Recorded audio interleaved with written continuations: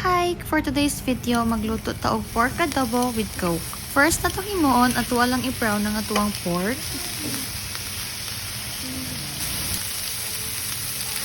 Make sure lang i-brown mo siya both sides para hindi siya tanawon later on.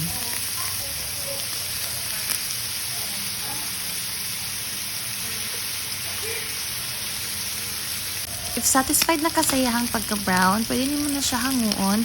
Inani nga pagka-brown ako ang gusto ma-achieve, so okay na ko ani, so ako na siyang gihaon.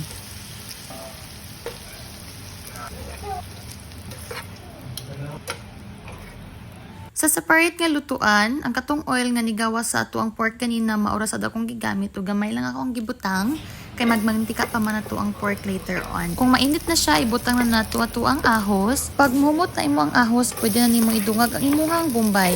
Ug imo na siyang ukay-ukayon hantod mag-translucent ang ato ang bombay. And once mag-translucent na siya, pwede na nato i-add ang ato ang pork nga gi-brown nato ganina. And of course, you mix it good, you mix it well para mag-incorporate tanan. Ukayan gid mo na siya tarong mams kay og di mo siya ukayan og tarong wala siya lami. Charis lang. Gi-base sa pag-ukay. Ha na unsa good.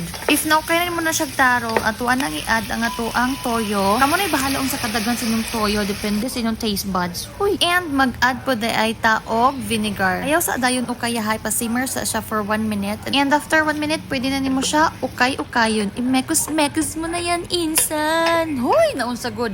Ani nga time pwede na ta mag-add sa tuwang peppercorn and bay leaves. And of course, mag-add ta og coke kay this is adobo sa coke. Isa ka baso lang ako ang gibutang. Depende sa imo, daghanon nimo pwede pod. Hoy, naunsa good. After few minutes, i-check na to siya.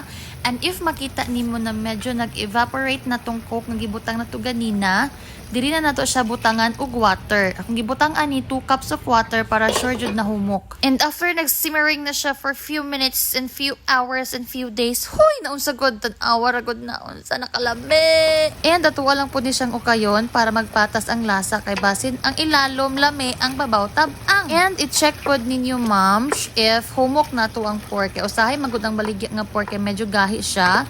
So ako ang way sa pag-check ani nagamit lang kog tinidor pagtusok nimo if humok na. So, good na na. Tan-awa ra gud na sa siya kahumok.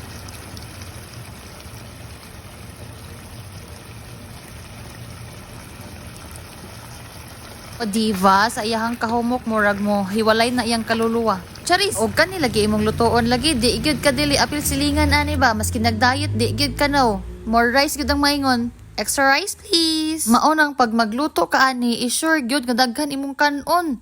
Para dili ka makahila kay kulang. Huy, naunsa good. And that's it for today's video. Please like and share this video. And thank you so much. Bye mga mamis kong puyat.